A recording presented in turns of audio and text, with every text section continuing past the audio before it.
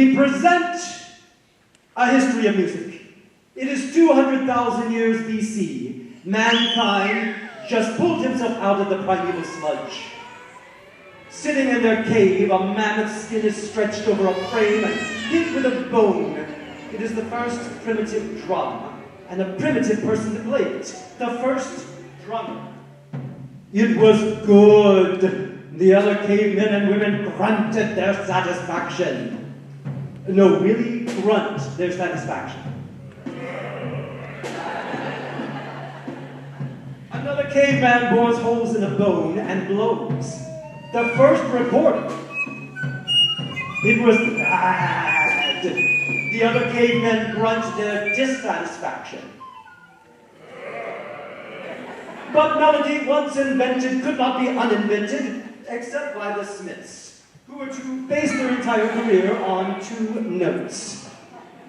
Rhythm and pitch, the history of music has begun.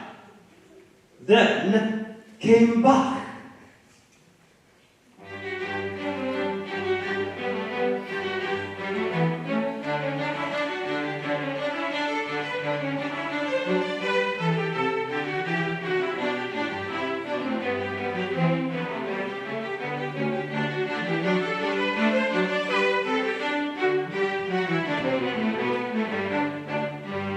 Now, we may have missed out on a few, but they're all rubbish. Bach, Johann Sebastian Bach, son of Ambrosius Bach, great-grandfather of Bert Bacharach. That is a brilliant joke, I assure you. Wrote 11,000 pieces, had 2 wives, 20 children, dies at the age of 65, knackered. Johann Sebastian famously said that in order to play a keyboard, you just run your fingers over the keyboard and it plays itself.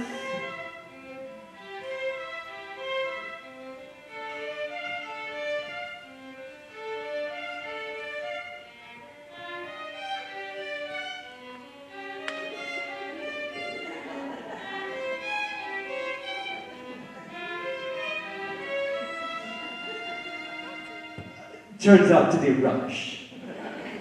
Bach is followed by Haydn.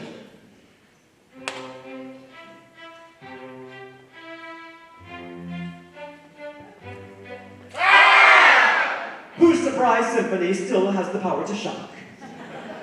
1756, and above an old stable in the heart of bustling Salzburg, very close to the Sound of Music tour, a child is born. A child who will transform the history of music.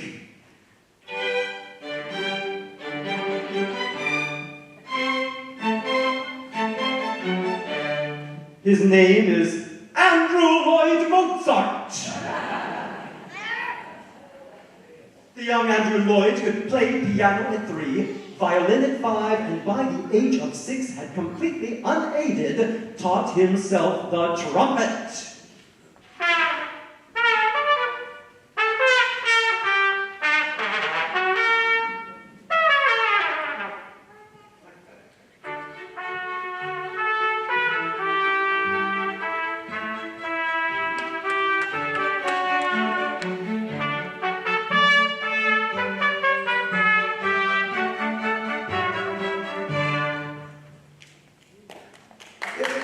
Don't encourage him, he's only 6, and we're trying to teach him that failure is okay. Dear deaf Beethoven. 9 symphonies, 5 concertos, an opera, and some of the most excellent sonatas and stuff in the history of music.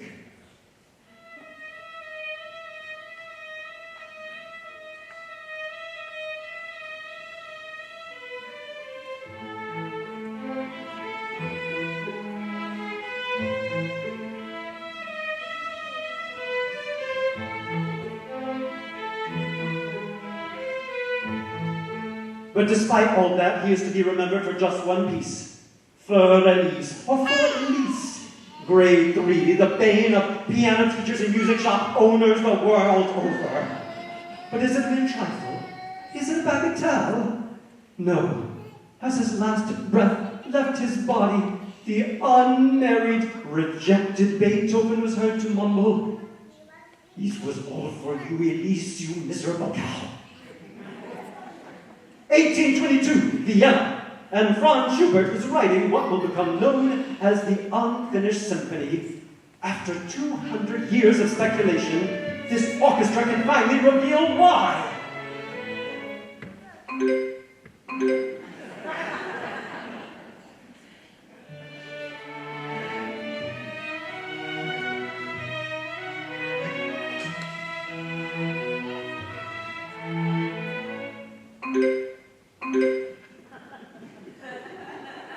And that is why Schubert's Unfinished Symphony remained unfinished.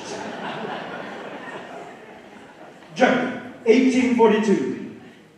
And Felix Mendelssohn writes this.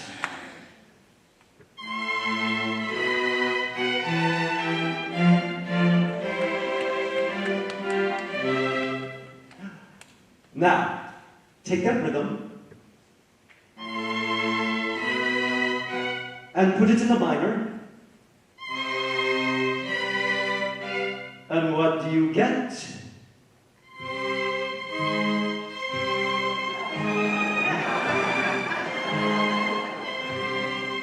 The Funeral March by Chopin.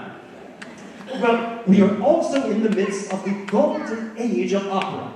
Got any opera fans in the audience? Yeah. Liars! All liars! They include, of course, Wait and Tell by Rossini.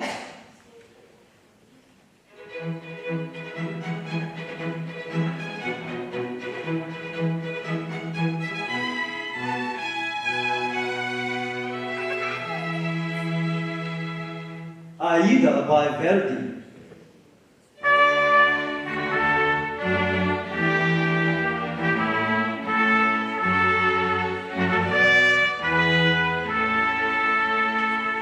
And the most successful of them all, Carmen by Bizet. Now, if you have not seen Carmen, here is a quick summary.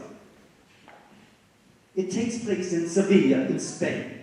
There's a soldier, Don Jose, who falls madly in love with Carmen, who's a gypsy. She gets put into prison, he lets her out, then he goes to prison. She does a mad gypsy dance for him. He wants her back. She won't have him back. He stabs her. She dies! The end!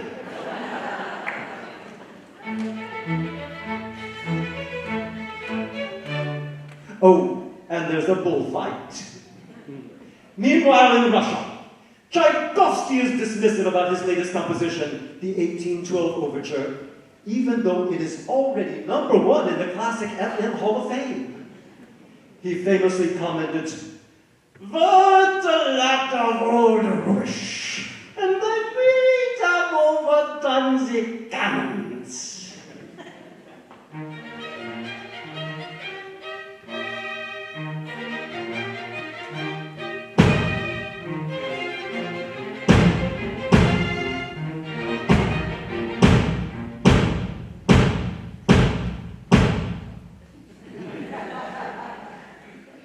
In Germany, Richard Wagner writes this, and a couple other things.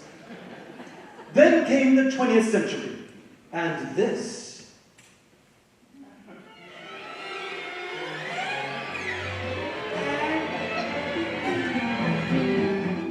Atonality. Now, the people chiefly to blame for atonality are Arnold Schoenberg, Anton Webern, and Yoko Ono. Well, she might not be responsible for atonality, but she is definitely responsible for breaking up the beats. Now, in order to make sense from the chaos of 1921, Schoenberg creates the 12-tone music of serialism. In normal tonal music, you only use notes selectively to create your melody depending on the key the piece is in. Schoenberg uses all 12 notes, and this is what all the notes sound like.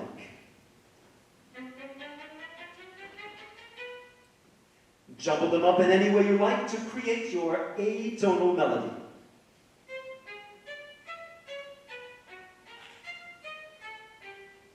Mix it up a bit between the instruments.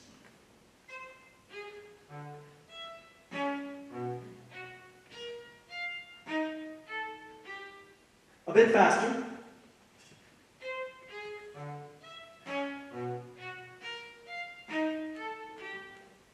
Add a bit of rhythm.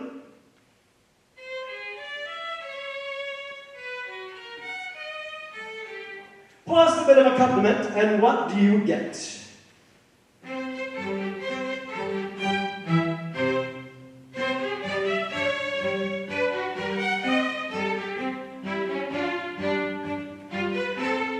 Yes, it's Barbie Girl.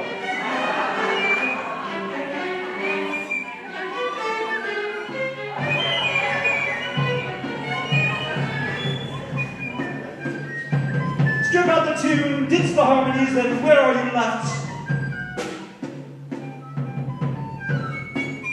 We are back in exactly the same place we began 200,000 years ago in the history of music.